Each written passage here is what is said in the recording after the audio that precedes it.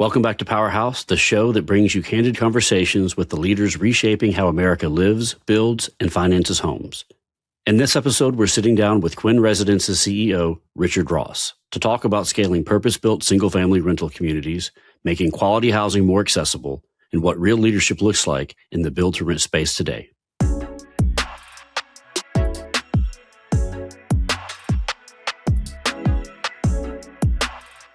Richard, thank you for joining me.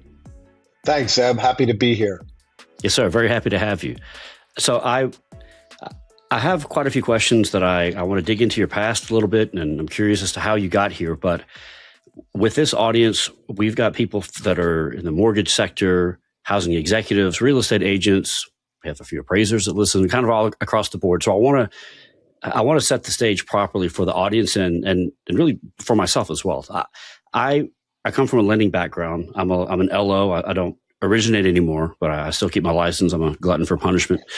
So I am familiar with the BTR, the build to rent market.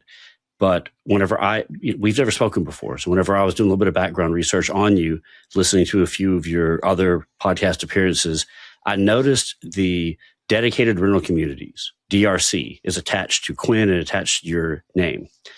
So I'm in this world. I'm definitely a novice. Is there a difference between the two? Is DRC a subset of the BTR market? Is it its own thing? Yeah, it's a great question, and it's a term we've used to sort of differentiate ourselves and hone in on what it is exactly that we do. So let's just start with SFR, right? Single family rentals. And I think most of your audience is probably familiar. There are many companies. There's 5 big ones, 2 of which are public. The others are private, who during the GFC, during the great financial crisis, bought up a lot of homes. And this is what we called scattered sites. So in a subdivision of 250 homes, they might have bought, 10 homes, one here, one, half a mile away, and what we call scattered. That's the scattered model, and in various different markets. Then BTR became sort of a thing. This was probably started in 2015-ish, out west, particularly in like Arizona and Nevada, and then morphed during COVID into the Southeast. And build to rent is a term that's used for a home or community that's built specifically for rent, but it's a brand new home. And some of the public guys are doing it. A lot of home builders did it. So they would build a subdivision and then sell sell out. You're familiar with this in your lending business. They sell the first 60% of the community. And for whatever reason, the economy, affordability, they couldn't sell the last, 40% of the homes or the last 40 homes. And so they packaged those in a deal and sold them off to one of the big operators that we've talked about. And that's a different kind of build to rent. What a dedicated rental community is a purpose-built community, the entire community. And our sweet spot today is somewhere between 150 and 250 homes, where the entire community is built dedicated or on purpose for rental. So we're not gonna sell off one home here or one home there. And we're not just a little piece of a much bigger for sale community. The entire community and the amenity, all of the things that go into it are dedicated for rental. Does that answer your questions? Does that make sense? Yes, sir, completely. And it's really interesting, especially the community aspect of it, because so I live in Texas, but I all throughout the South and the Southeast, I think Texas is one of the places where you see it the worst, is where you're combating this sprawl, right? And there's, over the past 5 or 10 years, I feel like there's been an outcry for more planned communities in general. And it's not thought of from a rental perspective, right? But just an outcry in this region, especially throughout Texas, for these more planned, like I said, more planned communities and areas for people to it's kind of like a Texas or southern version of like southern urbanists, I guess. Sure. And if you think about it, right, in Texas and elsewhere in other markets, in this scattered site model that we talked about, where, in a subdivision of 200 homes or 1,000 homes, 50 or so are for rent. There's a perception that the renter is sort of a second class citizen and they're not part of the overall community, if you will. Same is true if there's a little pocket of 20 rentals or whatever in a big subdivision that's been for sale, what we call a retail sale. But when the entire community is for rental, let's just look at an apartment building, right? Typically, if you live in an apartment building, whether it's a garden style apartment building, right, with, 20 buildings of 10 units each, or a high rise, in a metropolitan, in Dallas or Fort Worth, a 300 unit high rise, that's a community, right? Now, typically those apartments skew towards younger folks, right? Single people, primarily 1 and 2 bedrooms, maybe has a few 3 bedrooms. So the dedicated rental community is literally the same thing, just broken apart into either townhomes or what we call detached single family residences. And that sense of community drives our business and differentiates us from many of the other sort of build to rent or SFR companies.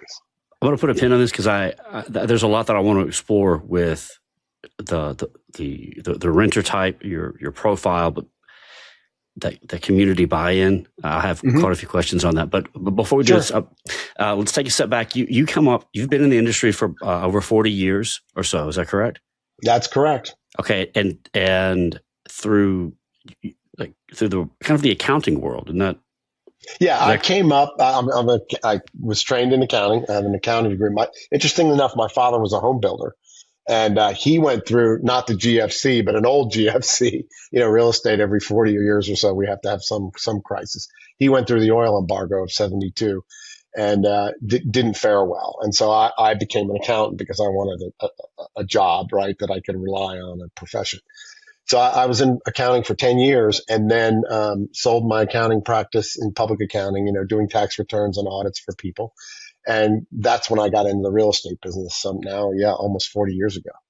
And I started with a company that here in Atlanta, Georgia, that sort of created or developed Class A garden style apartments, right? Well amenitized, well landscaped, sort of higher end apartments. Company called Post Property. So that was in the early 90s and have been in the real estate business since that time.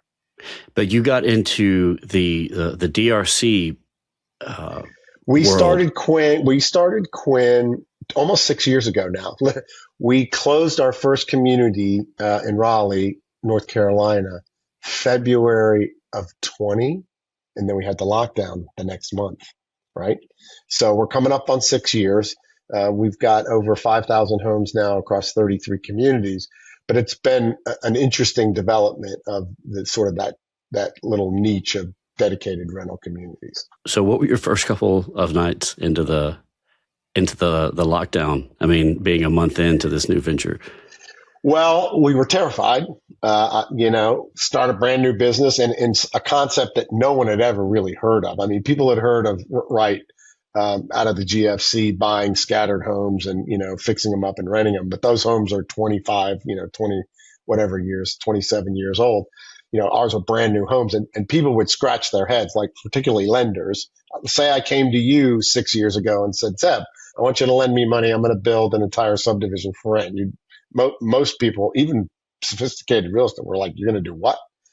And then, of course, you have a lockdown. And so, like, are people going to be able to pay rent? Like, they can't go to work. Like, what's going to happen? Well, and of course, was construction? Construction was still going on too, right? You had to worry about the builders being absolutely. Were they flagged as essential workers? Yes, but there were still people, you'd have a crew get COVID, right? And sure. A framing crew, I'm just making that up. And all of a sudden they're out for 2 weeks, right? Mm-hmm. So it was obviously very disruptive. Having said that, there's a lot of things driving this business and we can get into that on the demand side. But COVID sort of poured gasoline on it because now everybody in apartments, our typical resident on the young end, our average age is about 38 years old. Typically, they come out of an apartment And so you can imagine, you're sharing a corridor, nobody knew what COVID was, and people were just terrified. And they said, well, I want to get out of an apartment and live in a house where I have my own four walls and I have a yard. And I'm not sharing corridors or sharing close quarters with other people, and a place where I can work from home too.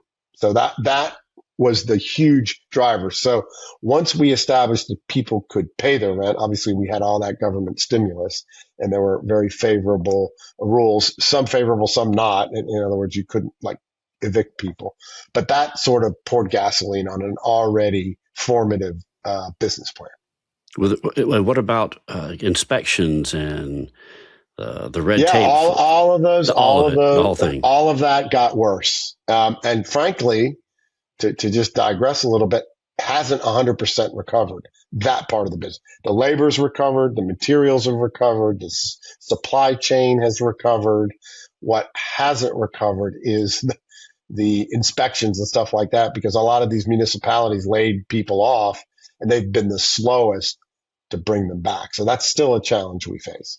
Okay, and again, forgive my ignorance here, but is there, even dealing with the local municipalities and the cutting through the red tape and the inspection process, the approvals, are they, I would assume there is some difference between, like you were talking about, like the scattered single family BTR and then these planned communities. And did you find that the local municipalities, even on their best day, were kind of equipped to handle the approval process or the green lighting of this sort of construction, these projects?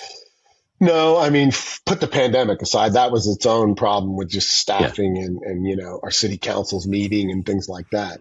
But there is, and still is, a negative perception of renters, and particularly if you're building a subdivision, your typical starter home subdivision, as opposed to building an apartment building. I think municipalities can get their arms around, okay, we're going to put apartments in this part of town, right? And we understand that that's higher density and more people and more maybe stress on roads and traffic and things like that. But the rental community subdivision was a new animal. And so it's taken some time for them to understand what it is that we do. Right. Yeah. And I can imagine that you're satisfying multiple needs in the marketplace. And you had mentioned earlier that the average renter is around 30, right? Was that about 38? 38. I thought you said 30. So let me give you a little profile. Our average resident is 38 years old. They have more pets than children, which was a real surprise to us. The most important things to them are a fenced backyard and a garage. Those are the drivers of the business. And then obviously next comes amenities. Is there a swimming pool? Is there a green space, dog park, playgrounds? All of those things are critical to our resident satisfaction and what attracts people to rent our homes. Then you get on the affordability side. So if you look at our average rent's around $2,200 a month. Varies depending on the market where we're located. To own the same exact home in the same area, and I'm talking about literally the identical home. So we have solid surface countertops, stainless steel appliances, pretty sophisticated technology package in the home, hard surface floors, no carpet. Same home, we're about 50 to 60% cheaper than owning that same home side by side next door. And that's because down payment, right? Mortgage rates today, property taxes, insurance, maintenance, and we cover all of that. So that has been a huge driver of this business as well, and allows folks to be in, a 3-bedroom, 4-bedroom home for significantly less on a monthly basis than it costs to own that home, the same home. So let me ask you this. I was listening to a podcast the other day, and there was a lady that runs the Human Architecture and Planning Institute. And she was talking about how if you go to the Harvard School of Business, now you have to take classes on feelings and emotions and the consumers. And there was a luxury automaker that right out of COVID, they redesigned their flagship model, to where whenever you step into the car, you automatically feel the premise is that you feel like your mother is hugging you. And that was a direct result of a lot of the loneliness and isolation that people felt during the lockdown and stuff. Sure. So I'm curious as to how these communities are designed. Like whenever you have someone that walks into these, planned community like this, what do you want them to feel? Is it a sense of community and belonging, or is it more like what you were alluding to earlier? It's like, well, I'm not renting a place like you would traditionally think of it. I've got a house that I'm paying far less for, that I don't have all these other requirements that I'm tied to like a traditional buyer. Sure. And there's a couple of things that we do. First and foremost, the amenity, so whatever that is, typically a wet amenity, so a swimming pool and some sort of clubhouse, a dog park, a playground, maybe pickleball, which is obviously very popular today. All of that needs to be in the front of the community. Traditionally, in a starter home subdivision, the builder puts that in the back, right? And it's kind of built after all the homes are built and sold, or most of them are sold. What we've learned, in some cases the hard way, is that amenity needs to be right in the front, so close to the entrance, and it needs to be ready to be used when you're first opening the community. So when the first 20% of the homes are complete. So number one, so when they come in, they see a very welcoming place. The second thing that's important is, sidewalks, green space, and a sense of being at home, if you will. And then, we have, as I mentioned, a pretty sophisticated technology package, and that again gives people a sense of security, and that's very important. So I would say placement of the amenity when it's ready is probably first and foremost, and then green space, a feeling of welcome, if you will. And you might have, I think you mentioned a little bit of it, and maybe I didn't catch all of it just a second ago, but when the community is 50% finished, are people able to move in? Or do people move in after everything is completed?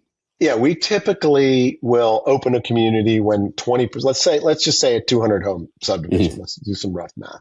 So when we have 40 homes completed or ready, 20 to 40 homes, we'll open the community.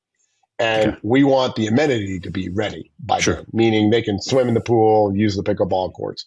And then so the construction then moves from the front to the back, so that the people living there don't have to drive through, construction site and things like that. And that makes it much more amenable to particularly those early residents who get a little bit of a discount because they're moving into a community that's not completed yet. Mm-hmm. I was kind of creeping on you last night, looking at some of your LinkedIn posts, and I caught a recent one where you said that you've watched the younger generation, you've seen how they've approached housing, and old assumptions about renting is a sign of delay or instability they no longer hold. So can you unpack that a little bit for us? Sure. So look, I'm a boomer, toward the tail end of the boomer, and the playbook, if you will, for me was, you go to school, go to college, get out, you rent an apartment, you find a partner, have a couple kids, buy a house, live in that house for 30 years. Maybe you die in that home or you sell that home, go to the nursing home. And that's kind of been the American dream, if you will, until I would say the last 20 years, maybe 10 years. I have daughters in their 30s. And when I started this business 6 years ago, I said, what do you think about buying a home? And they said, Dad, why would I buy a house? Like the GFC, they have friends, good friends, whose families lost everything in the GFC. And, I can buy Bitcoin, or I can buy Tesla stock, or I can, take a trip to Bali. Why would I tie myself down to a home? And so that was the beginning of me sort of understanding that the American dream may have changed. And then you had the spike in mortgage rates. You had affordability a real problem. And look, most of our residents, I said our average age is 38. There's a good group of them who, fine, I might want to buy a house, and but I need to live in a nice home for 3 or 4 years while I save up my down payment, because as you well know, right now you need 20% down to qualify, and a good credit score, all of that. Or on the opposite end of the spectrum, I might only live in Atlanta for 3 years, and I might need to move to Dallas or Denver because of a job change or whatever. And so why do I want to be tied to a house? Yeah. Then there's another. I'm sorry, go ahead. No, the other aspect is the maintenance-free lifestyle. Like, we mow the lawn. If the toilet gets clogged, you go on your app and, we got somebody there in a couple hours to unclog the toilet. If you own the house, you got to deal with all of that stuff, particularly.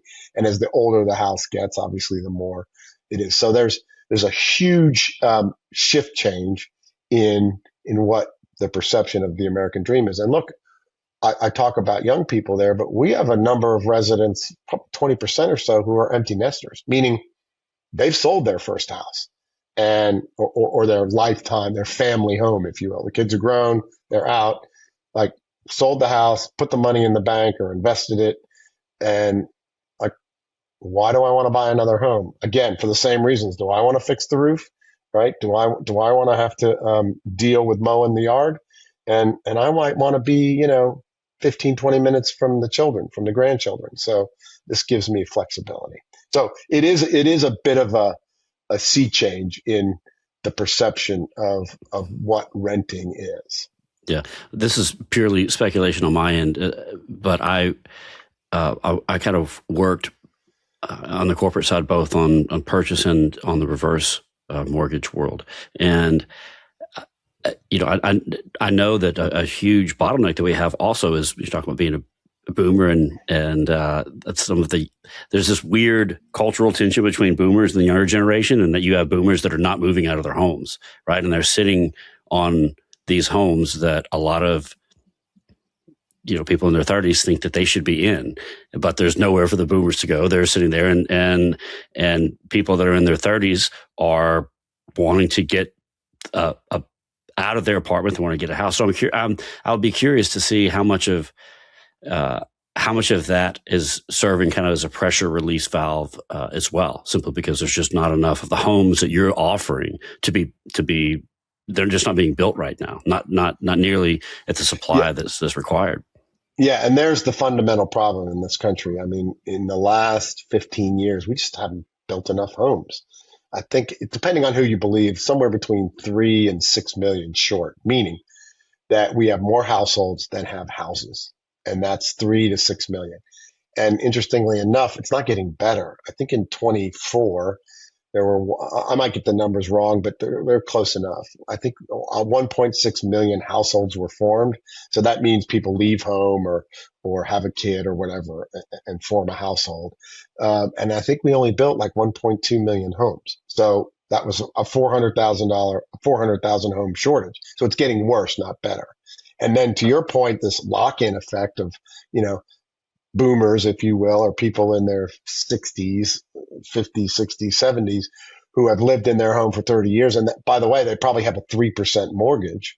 So they're kind of like, where am I going to go until I'm ready to go into the sort of the assisted living or the elder care? It's a real structural problem in this country in terms of housing. And we're providing one alternative to that. Right. By building new homes, adding to the supply, so that it's almost like a pressure relief valve, if you will, to use your analogy. Another thing I'm curious about, whenever we talk, I know the concern with the increasing number of renters, going back, looking at it from a societal or cultural perspective, is that if it's a single family home in a residential neighborhood, 1 or 2 homes, let's say, that renters are almost treated or seen as kind of transients, because if you don't own the home, then you really don't care what your street looks like. You don't care what your street looks like. You don't care what your neighborhood looks like. You don't care what your neighborhood looks like. You don't care what your town looks like. You don't care what your town looks like. It just further removes. And you compile that onto kind of going back to the COVID stuff, the mounting isolation, I guess. So we're seeing the ripple effects of that at a societal level. And I know it's interesting from a community standpoint. I could see. I can see that not being the case, and I can see the renters being more apt to buy in to an overall sense of community, living in a planned rental community. But beyond the amenities, what else are you doing to foster support that buy-in? Like, what does the lease structure look like? Is it more long-term leases that help ensure that you're getting the type of people in there that they're not going to be done in 6 months, like you're renting a regular apartment? Yeah, there's several things we're doing. Let's talk first about the leases. We have a 2 and 3 year lease program, particularly on a brand new community. And that's been very, I think 40% of our residents take that option, the 2 and 3 year option, because they know their rent's going to be X. And we put a little increase, like a 3.5% increase annually, obviously, because for inflation, we need to get a little bit more rent, but they know what their rent's going to be for the next 2 or 3 years. And they know this is going to be their home. So that's been very, very helpful. The other thing we did, and you asked me this earlier, and I neglected to mention it, like how do we attract the residents? We encourage them to treat it as if they own the home. I'll give you an example. They can put a playground in the back. They can put a vegetable garden in the back. They can plant their own plants. They can put swing sets in, right? Decorate however you want to decorate for, Halloween or Christmas, whatever. And that is again, something different than, you can't put anything on the walls, or, the typical sort of landlord renter experience. So we encourage them to treat it as their home. When you drive through one of our communities on a Saturday, when everybody's home and the garage doors are open, what you'll see is very few people park a car in the garage. The garage is a workout room, a storage unit, a she shed, might be a mechanic shed, might be restoring a Mustang, or something in there. And so we don't watching the Cowboys lose on a like me and my friends. Could be. We won't go into my football team because they're worse. But to your point, we encourage sort of that treating the home as if they owned it. And that works, right? That's the sense of community. So if you want to, put something on the walls or plant a garden in the backyard, we have no problem with that. In fact, we encourage it. So this market space is still relatively new. What do you think? What do people get most wrong about it? Well, I think the perception that it's a second class of a resident or a second class of citizen, just the public perception, or that we're taking away homes from people who could otherwise would want to buy them. And that's just the facts don't bear that out. For instance, we operate in 10 different counties in Georgia alone. And in the 7 years since we've been in business, home ownership has actually gone up in those counties, not down. So that sort of debunks that myth. And historically in this country, and I'm talking like back to World War II, roughly 35% of the households in this country have rented. So that means 65% people own. That percentage changes very little. Has changed very little in the last 50 years. Goes up a point, goes down a point. So it's not like rentals have impacted the home ownership. If you want to own a home in this country right now, affordability is a huge problem. But we're not taking away the home ownership option. What we're offering, and all the companies that are in this business are offering, is just a different way to live in a 3 or 4 bedroom home. And these are brand new homes, as I said. And so right now it happens to be much more affordable than owning. Hasn't always been. Typically, again, in the last 50 years, renting's about 15% cheaper than owning. As I said earlier, now it's like half, but that's sort of an aberration, and that, the market will adjust itself over the next 5 years or so. But I don't know that it's ever going back to 15%, but maybe it becomes 25% cheaper to rent. So it's just an alternative way. I don't know if you remember, Zeb, but way back, 30 years ago, when car leasing was like a new thing and people were like, you're going to rent a car? It's kind of the same thing, right? And now you go into a car deal and it's like, you want to lease, you want to buy? Like, we don't care. It's just, it's just a different way of affording the vehicle. Yeah, And in this case, I do remember. I mean, I was young. I was a kid whenever that when that was the thing. But I do remember it could be. I mean, I'm raised in the Southeast Texas, very traditional, old school, just part of the world. So that was it. You didn't lease a pickup truck, right? Well, that was a judgment of your character. You know what I'm saying? Like, that was you were leasing a vehicle, you were lacking on character. But now that's something that, so that's the same guys, thing the same with housing. Yeah. Same perception. And it's just the facts don't bear it out is my point. But that's something that we as an industry have not done a good job of combating. And we're working on that, educating municipalities, educating the government, educating the public on, what it is that we do. Mm-hmm. Have you found, I'm curious about the amenities situation, because you're throughout the Southeast, and state to state, county to county, region to region could be a bit different. Do you find that the amenities that are desired vary that wildly? Or is it pretty much a very similar amenities offering that people want, like a pool, dog park?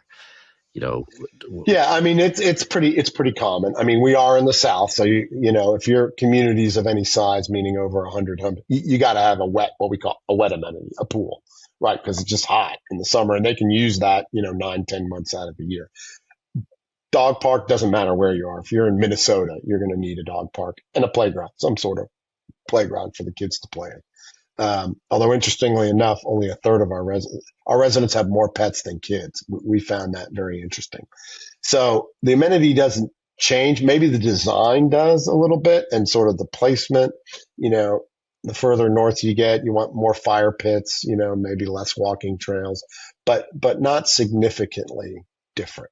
What areas throughout the Southeast are you either most concerned, or do you have any concern about like overbuilding or policy risk, failure rate?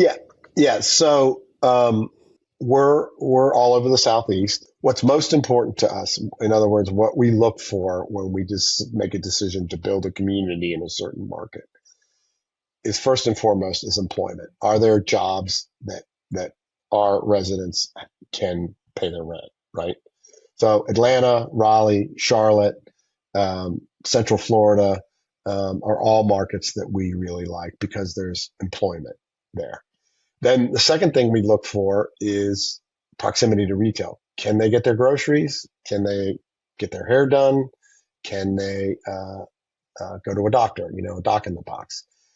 Third, interestingly enough, schools are third now. So are there good schools in the area? Schools were second when we thought they were second. But again, only a third of our residents have children. So we kind of switched that.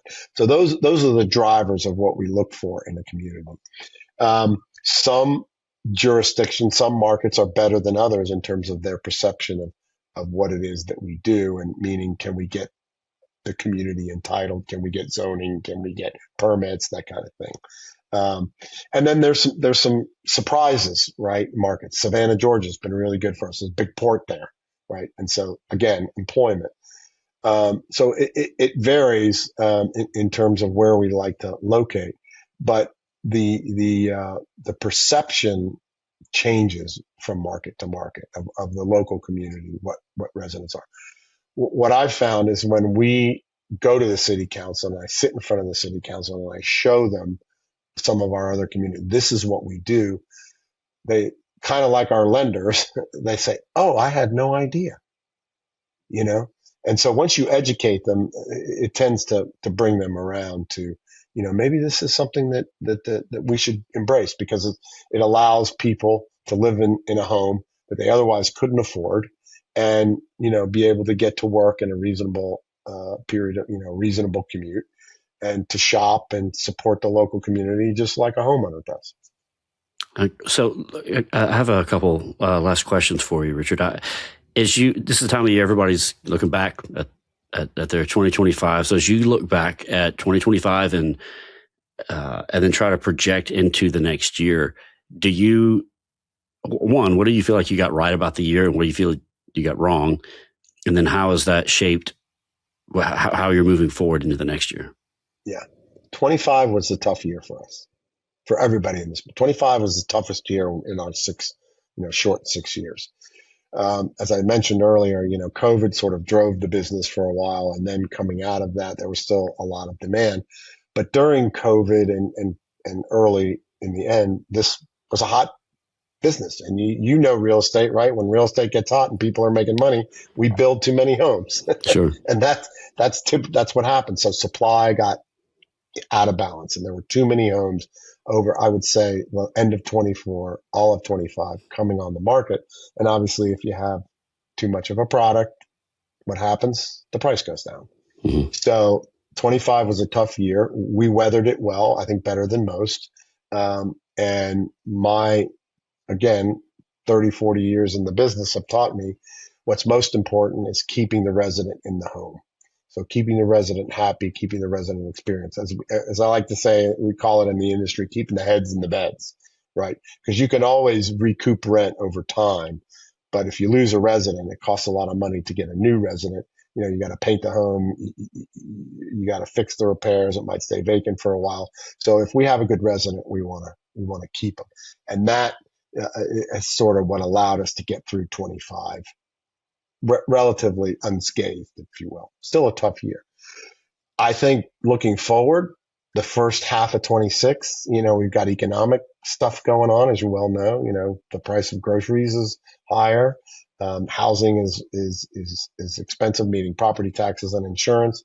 So costs are still going up, and people are a little stressed in terms of their pocketbook and their bank accounts. So rent's becoming a bigger portion of sort of their monthly outflow. So we realize that. But as all of these homes that were built in sort of the go-go days of built to rent get absorbed, and they will because the demand is there, the underlying demand is there. We see, the end of second half of 26 and 27 being back to really good, strong times for this business. Okay. And the last thing I was going to ask you is if you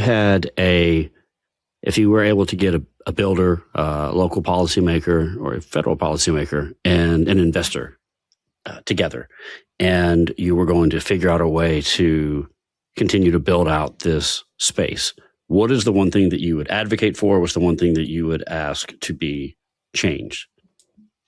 So I would advocate for streamlining regulation. And when I mean regulation, every jurisdiction is different. So town A is different than county B, is different than city C, and they all have different rules. And there's no continuity, and many of them don't make sense. Like your tree, we put two trees, a tree in every yard, we call it. But does a tree have to be 3 inches thick, or does it have to be 2? I mean, literally, they legislate that. And so it might be different in Atlanta than it is in Raleigh. And so the cost of all of that makes the cost of the house go up and takes longer to get the house entitled. So what's the lead time on that with your team? Like how big of a team do you have researching that? What's the lead time on breaking ground to having a permit to build a house, which can take a year or 2 years. Mm-hmm. Then from shovel in the ground to a fully leased, what we call stabilized community, takes 3 years. Mm-hmm. So, and meanwhile, we're investing millions of dollars, without getting any return. So again, what I advocate for, streamlining rules and regulations, because look, fundamentally, as I said earlier, we have a housing shortage in this country, and that's not going to go away. The only way to fix it is to build more homes. So to make it easier and more cost efficient to build homes is what I would advocate for. The other thing I would challenge some of the youngsters is find a better way to build a house. I mean, think about it. We're building homes today essentially the same way they did in 1950, right? You buy the land, You scrape the dirt, you pour a foundation, you bring in different crews to put the framing up, the plumbing, the electrical, put the roof on, but it's not very efficient. And look, they make this thing right out of, like, we got to figure out a way to build a home better, more faster, and more cost effectively. It's not for me to do, but if we can, build an electric Tesla or send SpaceX to the moon, we got to figure out a better way to build a home.